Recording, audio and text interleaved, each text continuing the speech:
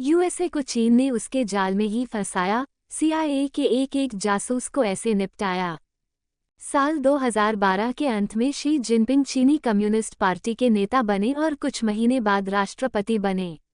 उसके बाद संयुक्त राज्य अमेरिका ने चीन में अपने मुखबिरों का नेटवर्क खो दिया। बीजिंग के खुफिया एजेंटों ने सीआईए के लिए काम करने वाले चीनी मुखबिरों को निष्क्रिय कर दिया गया, जिससे चीन में अमेरिकी खुफिया नेटवर्क लगभग पनगू हो गया।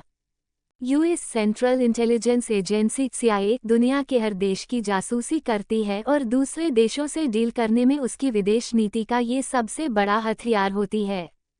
लेकिन करीब 10 साल पहले बीजिंग के खुफिया एजेंटों ने सीआईए के लिए काम करने वाले चीनी मुखबिरों को निष्क्रिय कर दिया गया, जिससे चीन में अमेरिकी खुफिया नेटवर्क लगभग पनगू हो गया। उस समय संयुक्त राज्य अमेरिका को खुफिया जानकारी प्रदान करने वाले 20 से अधिक लोगों को मार डाला गया या जेल में डाल दिया गया, जिनमें कुछ वरिष्ठ चीनी अधिकारी भी शामिल थे। इस वीडियो में हम लोग पूरी जानकारी लेंगे, लेकिन उससे पहले अगर आप लोगों ने मेरे चैनल को सब्सक्राइब नहीं किया है तो आपकी 1 सेकंड को देकर हमारे चैनल को सब्सक्राइब कर दीजिएगा, इस हमारी बहुत बड़ी मदद हो जाएगी। सीआईए को अब चीन में खुफिया जानकारी जुटाने में काफ़ी कठिनाई हो रही है, जिस वजह से अमेरिका को चीनी नेता शी जिनपिंग और उनके अंदरूनी सर्कल के बीच ताइवान जैसे बड़े मुद्दे के बारे में होने वाली किसी भी बात सीमित खबर ही मिलती है। वॉल स्ट्रीट जर्नल की रिपोर्ट के अनुसार एक पूर्व वरिष्ठ अमेरिकी खुफिया अधिकारी के अनुसार अब उनके पास चीनी नेतृत्व की योजनाओं और इरादों को समझने का कोई वास्तविक तरीका नहीं है। सीआईए प्रति वर्ष $100 अरब खर्च करता है, लेकिन अब वो अपने बजट को बढ़ा रहा है और महंगे उपकरणों के साथ जासूसों को तैनात कर रहा है। पूर्व अमेरिकी अधिकारियों ने कहा कि 2000 के दशक की शुरुआत में सीआईए विश्लेषकों ने चीन की आर्थिक वृद्धि और सैन्य महत्वाकांक्षाओं के बारे में चेतावनियां जारी करना शुरू कर दिया था। व्हाइट हाउस, विदेश विभाग और अन्य एजेंसियों को भेजी गई गुप्त रिपोर्ट में पीपुल्स लिबरेशन आर्मी की आधुनिकीकरण योजनाओं, चीनी नौसेना के आगामी विस्तार और बीजिंग के विदेशी अड्डे स्थापित करने के लक्ष्य की रूपरेखा के बारे में बताया गया था। चुन चुनकर मारे अमेरिकी मुखबिर। शी जिनपिंग के नेतृत्व वाली सुरक्षा प्रथम सरकार ने ऑरवेलियन निगरानी प्रणाली को अपनाया है, जो चीन में जासूसी अभियानों को बेहद कठिन बना देता है।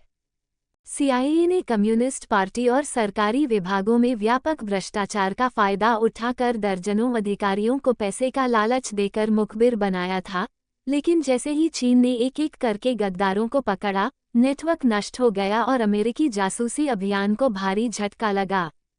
सीआईए और उसके मुखबिरों के बीच गुप्त संचार में खामी का बीजिंग ने फायदा उठाया और जासूसी नेटवर्क को नष्ट करने में उसको सहायता मिली।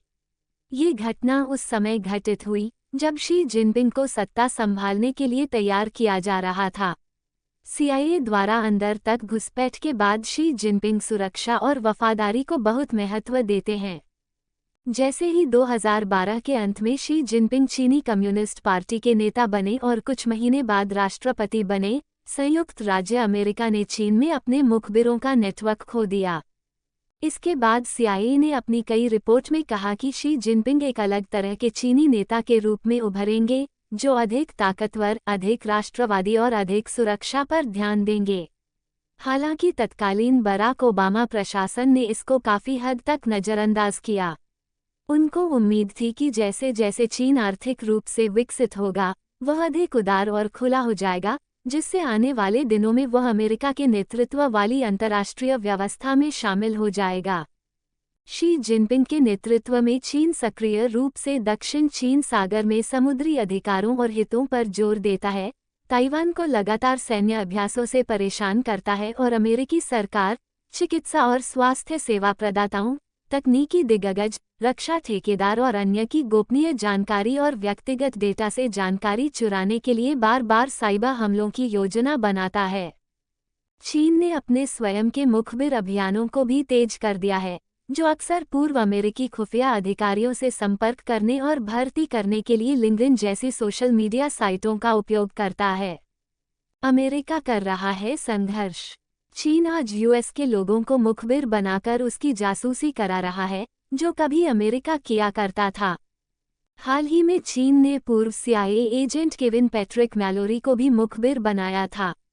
वह भारी कर्ज में डूबा हुआ था और पैसे के बदले में अमेरिकी रहस्य बेचने को तैयार था, जिसमें चीन जाने वाले अमेरिकी खुफिया अधिकारियों की पहचान की जानकारी भी शामिल थी। इस साल अगस्त में अमेरिकी न्याय विभाग ने अमेरिकी नौसेना के 2 सैनिकों की गिरफ्तारी का खुलासा किया, जिन पर चीन को सैन्य खुफिया जानकारी प्रदान करने का आरोप था। दोनों चीन में पैदा हुए प्राकृतिक अमेरिकी नागरिक हैं। चीन पर अमेरिकी खुफिया जानकारी का अधिकांश हिस्सा वर्तमान में इलेक्ट्रॉनिक निगरानी से आता है, जो फ़ोन कॉल, ईमेल और डिजिटल संचार के विभिन्न अन्य रूपों को पकड़ता है। अधिकारियों का कहना है कि ऐसे सिग्नल खुफिया शायद ही किसी प्रतिद्वंद्वी के असली इरादों या कमजोरियों के बारे में जानकारी प्रदान करने में मानव जासूसों की जगह लेते हैं। चीनी मुखबिरों से मिलना पहले से कहीं अधिक खतरनाक है। चीनी सरकार की सर्वव्यापी निगरानी प्रणाली प्रमुख शहरों में लाखों कैमरों और बड़ी संख्या में मॉनिटरों से प्राप्त जानकारी प्राप्त करने के लिए बड़े डेटा एनालिटिक्स का उपयोग करती है। चीन के राज्य सुरक्षा मंत्रालय ने अगस्त में कहा था कि उसने CIA के लिए जासूसी करने वाले 2 चीनी नागरिकों को गिरफ्तार किया था। दोनों को चीन के बाहर भर्ती किया गया था। यदि खबर सच है तो ये संकेत देता है कि चीन सख्ती से जवाबी खुफिया गतिविधियों को अंजाम दे रहा है। वीडियो अच्छी लगी होगी तो आपकी एक सेकंड समय को देखकर हमारे चैनल को सब्सक्राइब कर दीजिएगा, इससे हमारी बहुत बड़ी मदद होगी।